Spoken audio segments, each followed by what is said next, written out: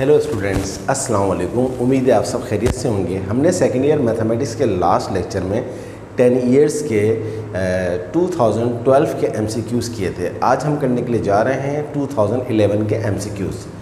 Rule वही है जो आपको पहले भी बता चुका हूँ कि मैं MCQs के जो 4 ऑप्शंस होते हैं उन 4 ऑप्शंस को नहीं लिखता, बल्कि मैं आपको करेक्ट आंसर बताता हूँ, फिर आपको बताता हूँ 10 इयर्स में कौन से ऑप्शन के ऊपर ये आंसर मौजूद है, क्योंकि बोर्ड पे जगह नहीं होती और फिर टाइम भी अभी इतना नहीं बचा है बाकी। तो नंबर 1 पे है the distance between foci of the ellipse. ये लास्ट ईयर में 2012 में भी आ चुका है कि फोसाई के दरमियान, यानी कि 2 फोकस होते हैं एलिप्स के, और फोकस के दरमियान जो डिस्टेंस होता है उसका फार्मूला होता है 2c। तो ये 2c आपको याद रखना है। देखते हैं कि कौन से नंबर के ऊपर इसका आंसर सही दिया हुआ है 2011। पहला है 2a, ये गलत है। दूसरा है 2c, yes, second option is correct. Number 2 देखते हैं। नंबर 2 पे क्या लिखा हुआ है?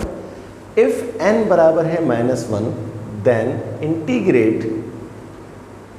f(x) की पावर n, जबकि n क्या है? -1, और यहाँ पर लिखा हुआ है f'(x), और एक चीज़ जो है वो dx भी लिखा हुआ होना चाहिए था, लिखा हुआ है, मैं लिखना भूल गया, तो ये लिखा हुआ है dx। तो कहता है ये किसके बराबर है? बहुत आसान है, इंटीग्रेट, ये लिखा हुआ है f'(x) और ये लिखा हुआ है dx।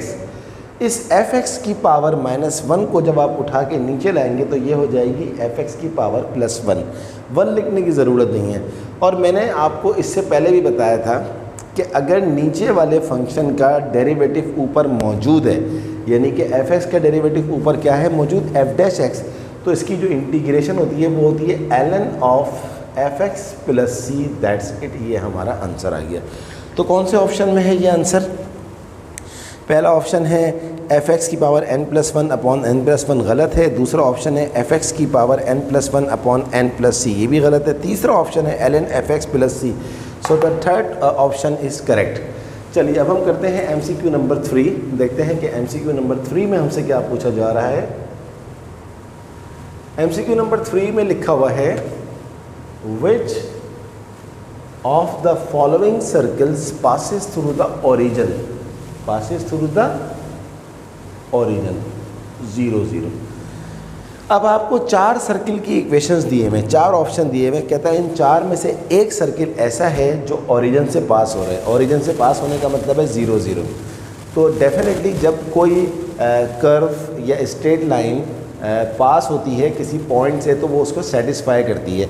तो देखें, पहला जो ऑप्शन लिखा हुआ है वो लिखा हुआ है x² + y² + 8x + 7 बराबर है 0। पासिस थ्रू द ओरिजिन का मतलब है this 0 0 must satisfy the whole equation, यानी कि जहाँ जहाँ x है वहाँ 0 रखें, जहाँ जहाँ y है वहाँ 0 रखें, तो ये पूरी चीज़ 0 होनी चाहिए। लेकिन ये 0 नहीं हो रही। देखें, ये 0 हो जाएगा x रखने पर, ये 0 हो जाएगा y रखने पर, ये 0 हो जाएगा 8 रखने पर, और यहाँ पर आ जाएगा 7। तो 7 does not equal to 0। So first option is wrong. अब सेकेंड ऑप्शन देखते हैं। सेकेंड ऑप्शन है x² + y² -9y + 11 बराबर है 0। अगेन x रखें 0, y रखें 0, y रखें 0, तो बचेगा 11। 11 डज नॉट इक्वल्स टू 0। तो सेकंड ऑप्शन भी गलत है। थर्ड ऑप्शन है x² + y² + 8x + 11y = 0। देखें, x रखें 0, y रखें 0, x रखें 0, y रखें 0, तो 0 बराबर है 0। Yes, so this option is correct. और ये कहाँ पर है? थर्ड ऑप्शन के ऊपर। ऑब्वियसली फोर्थ भी गलत होगा, तो फर्स्ट गलत, सेकंड गलत, थर्ड जो है वो सही है, और फोर्थ भी गलत है। So the third option is correct. तो कभी कभी आपको इस तरह वेरीफाई करने के लिए उन ऑप्शंस के ऊपर उन वैल्यूज़ को अप्लाई करना होता है। चलिए अब हम करते हैं MCQ नंबर 4। इंटीग्रेट e की पावर 10x sec² dx। ई का इंटीग्रेशन ई ही होता है, लेकिन लॉजिक ये है कि ई के ऊपर जो भी चीज़ लिखी हुई है उसका डेरिवेटिव मौजूद हो। इस सवाल में ई के ऊपर क्या लिखा हुआ है? 10x, और आप सारे बच्चे जानते हैं कि 10 का डेरिवेटिव होता है sec²। जब 10 का डेरिवेटिव मौजूद है तो इसका आंसर सिंपली हो जाएगा e की power 10x + c, that's it. कौन से ऑप्शन पे है ये? पहला ऑप्शन है सेक स्क्वायर एक्स प्लस सी गलत है, दूसरा ऑप्शन है ई की power sex x plus C, ये भी गलत है, तीसरा ऑप्शन है ई की पावर 10x प्लस सी, और थर्ड ऑप्शन इज करेक्ट। चलिए अब हम करते हैं पांचवा MCQ number 5। If a line is parallel to x axis its equation is, तो अगर कोई line parallel to x axis हो, यानी कि फ़र्ज़ करें, मैं इसको आपको बना के दिखाता हूँ, ये आपके पास एक्स एक्सिस है, ये आपके पास वाई एक्सिस है। तो अगर कोई line parallel to x axis हो, पैरेलल का मतलब होता है वो लाइन जो कभी भी आपस में नहीं मिलती, चाहे उनको जितना भी एक्सटेंड कर दो। Parallel doesn't means equal, parallel का मतलब है कि ये मैं इनको जितना भी बढ़ा दूँ ये आपस में कभी भी नहीं मिलेंगी। तो अगर ये लाइन है जो कि पैरेलल टू एक्स एक्सिस है, तो कहता है इसकी इक्वेशन क्या होगी। देखें ये y के एक पॉइंट को टच कर रही है, और ये पॉइंट जो होता है फिक्स्ड होता है, या तो 1 होगा या 2 होगा या 3 होगा या -1 होगा या -4 होगा, फिक्स होगा। तो इसलिए इसकी इक्वेशन क्या बनेगी, y is equals to constant, fix को बोलते हैं कॉन्स्टेंट, दैट्स इट, ये इसका आंसर है। ये पहले भी आ चुका है बट किसी और अंदाज में आया था। तो इसका पहला आंसर है x इज इक्वल टू 0 गलत, दूसरा आंसर है y इज इक्वल टू 0, ये भी गलत, तीसरा आंसर है x is equal to constant, ये भी गलत, चौथा जो है y is equal to constant, ये बिल्कुल सही है।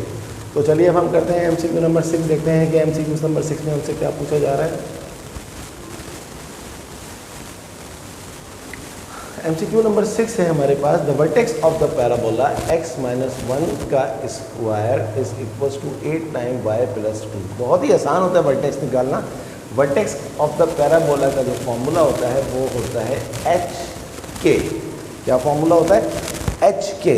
तो आप इसको पहले जनरल फार्मूला देखिए, इसका जनरल फार्मूला क्या बनेगा, x के साथ हमेशा h होता है, यहाँ पर आ जाता है 4a, और y के साथ हमेशा k होता है।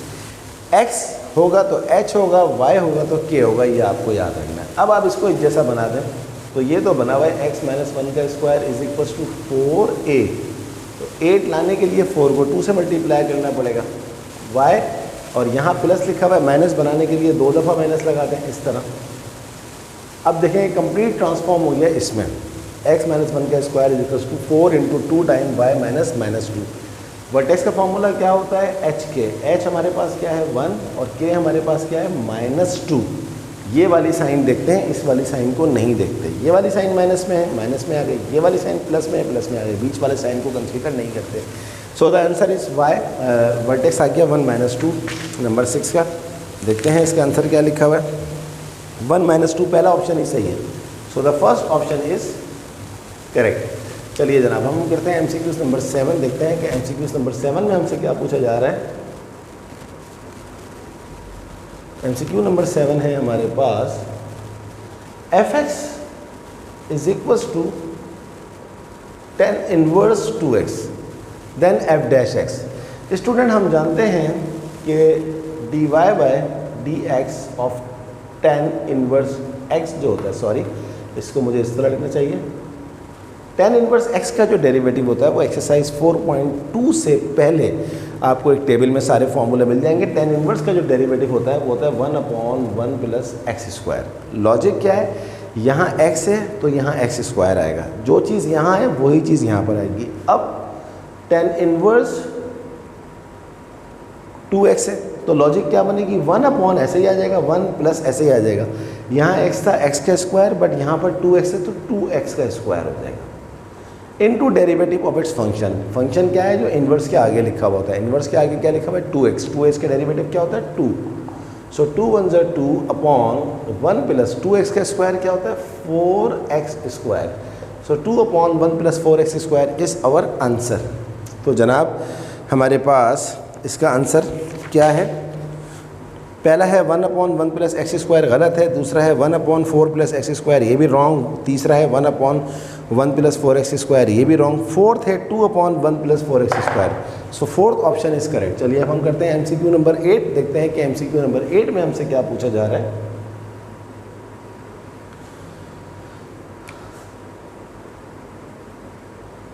MCQ नंबर 8 है, if y is equal to cot x,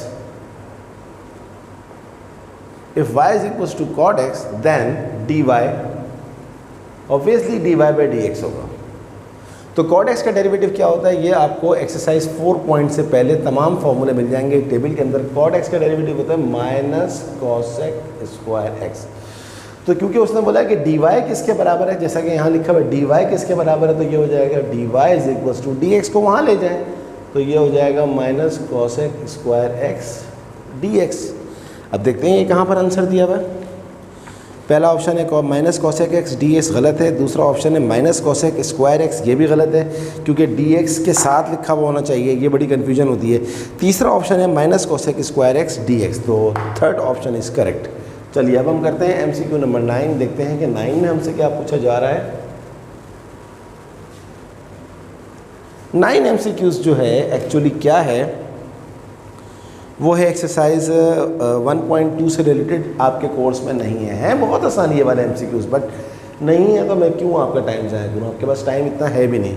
अच्छा 10, if a straight line is parallel to y axis then its slope is, देखिए ये आपके पास है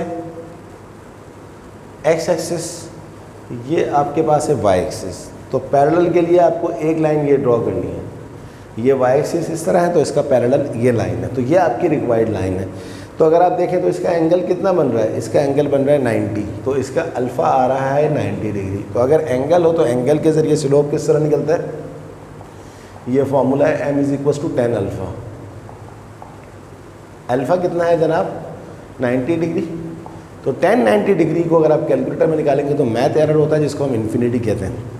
तो ये जो लिखा हुआ था if a straight line is parallel to y axis then its slope is infinity, कहाँ दिया भाई आंसर।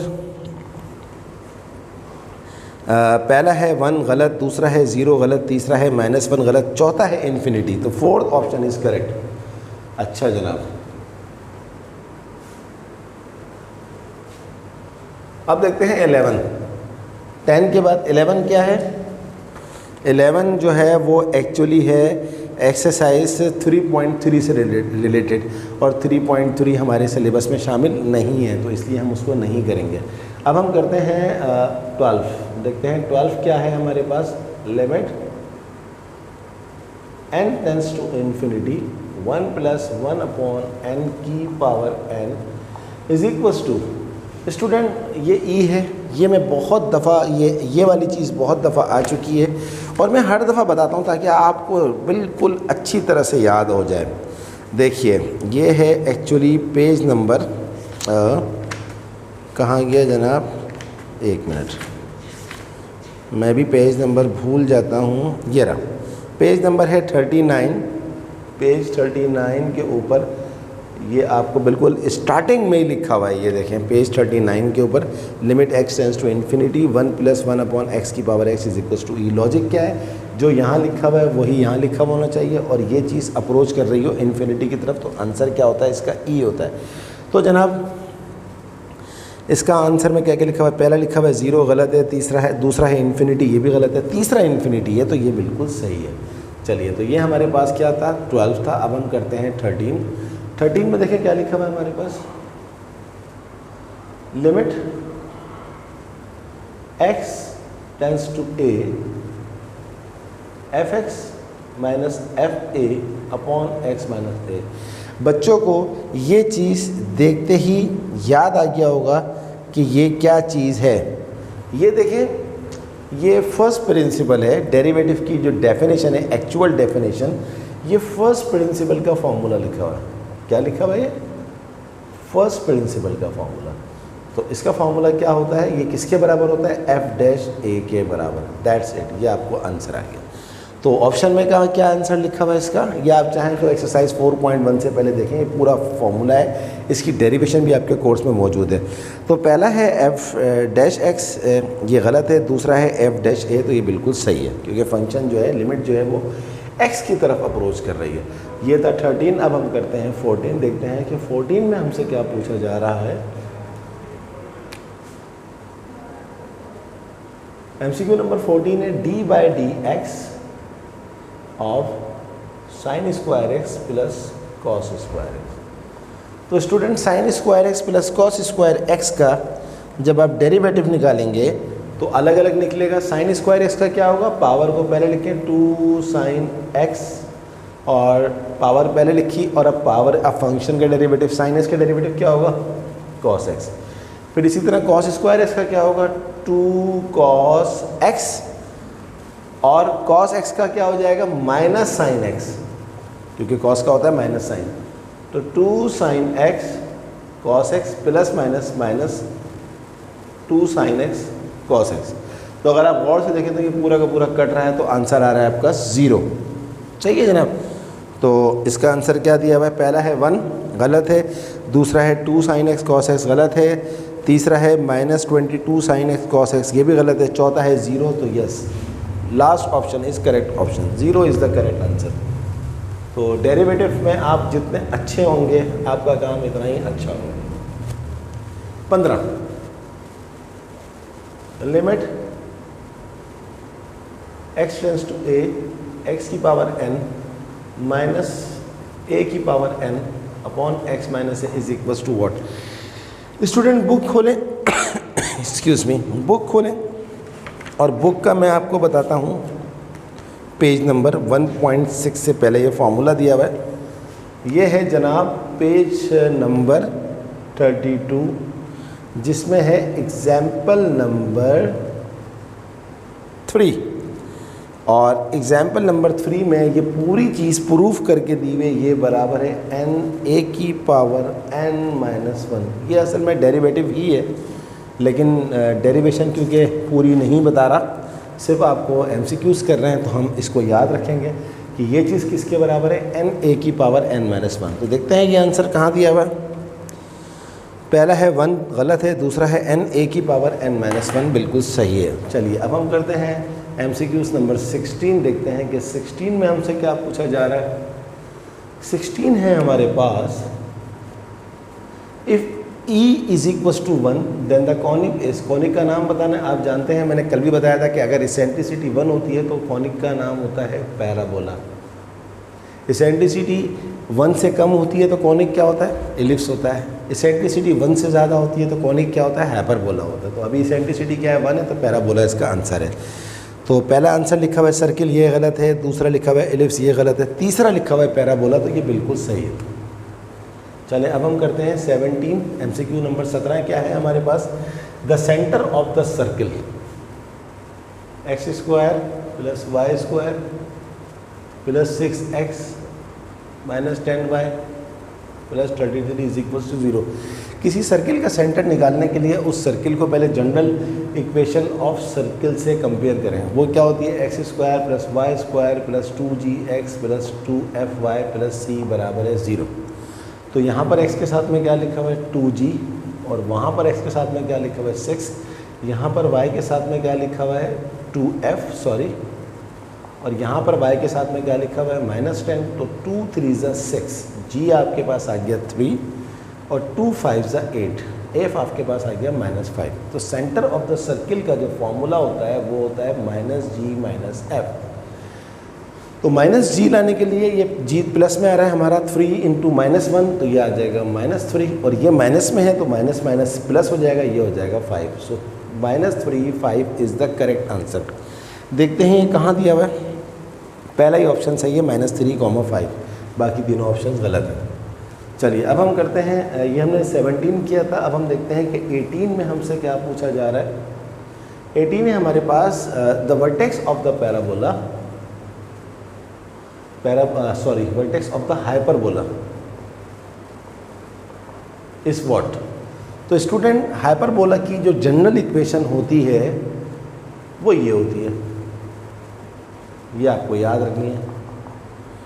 और जो वर्टेक्स होता है हाइपरबोला का, उसका फार्मूला होता है प्लस माइनस a और 0। ये अगर आप इसको इससे कंपेयर करवाएं तो आपके पास a² क्या है 16, तो a क्या आ जाएगा, जब स्क्वायर हटेगा वहाँ रूट लगेगा, 16 का रूट क्या होता है 4। तो अब आपके पास जो वर्टेक्स आ गया हाइपरबोला का वो क्या आ जाएगा +-4, 0। So this is our answer. तो r का मतलब था पैरेलल फॉर्म, एक से ज़्यादा, 2 वर्टेक्स होते हैं, एक +4 एक -4, +4 0 और -4 0। तो इसका आंसर कहाँ दिया हुआ है, पहला है +-2 0 गलत है, दूसरा है 0 और +-2 ये भी गलत है, तीसरा है 0 और +-4 ये भी गलत है, चौथा है +-4 और 0 बिल्कुल सही है। आप इसको देखना चाहते हैं तो एक्सरसाइज 8.4 से पहले एक टेबल बना हुआ है एलिप्स और हाइपरबोला का, उसमें ये सब कुछ और सारे फॉर्मूले लिखे हुए हैं। चलिए जनाब अब हम जाते हैं अपने MCQ नंबर 19 की तरफ, देखते हैं 19 में हमसे क्या पूछा जा रहा है। 19 में लिखा हुआ है if A and B any two vectors then A minus B into A cross B। कह रहे अगर A और B दो वेक्टर्स हैं तो A माइनस बी और A क्रॉस B क्या है। इसका आंसर मैं आपको डायरेक्ट बता सकता हूँ, लेकिन मैं आपको एक चीज़ दिखा देता हूँ ताकि आपको याद रहे। आपने खोलना है अपना चैप्टर नंबर 9 और 9 में मैं आपको बताता हूँ क्रॉस प्रोडक्ट निकालें। ये देखिए मैं पहले खोल लूँ इसको, 9.3 आ गया एप्लीकेशंस। ये डायरेक्ट आंसर बताऊँगा तो आप बोलेंगे कि ये हमें किस तरह याद रखना होगा। ये आ गया कम्यूटेटिव लॉ, एक मिनट पहले मैं स्केलर एसोसिएटिव लॉ, ये आ गया A क्रॉस B, तो क्रॉस प्रोडक्ट। अब मैं आपको बताता हूँ, आप देखिए आपको बल्कि डायरेक्ट फार्मूला निकाल के दिखाता हूँ। 1 मिनट आपको वेट करना पड़ेगा सिर्फ।